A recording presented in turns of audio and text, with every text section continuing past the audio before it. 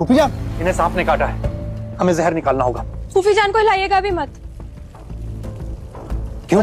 अगर फूफी जान को सांप ने काटा है तो हाथ और पैर में जहर फैलने लगेगा। हमें सबसे पहले इनके तंग कपड़े और जेवर उतारने होंगे। कहाँ की डॉक्टर आई हो तुम? सुनी सुनाई बातों के लिए वक्त नहीं हमारे पास। कहीं सुनी बात नहीं, हमने पढ़ा है।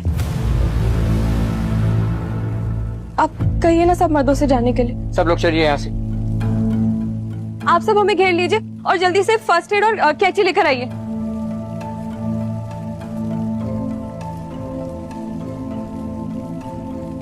फूफी जान के हाथ में जहाँ सांप ने फन मारा है, सिर्फ वहीं सूजन आई है। लगता है सिर्फ सांप के फन की चोट है, जहर नहीं फैला है अंदर। डॉक्टर साहब आ गई हैं। ये लड़की सही कह रही है, सांप ने काटा नहीं है, सिर्फ फन मारा है, वरना इनका जिस्म जो है सूज के नीला पड़ चुका होता।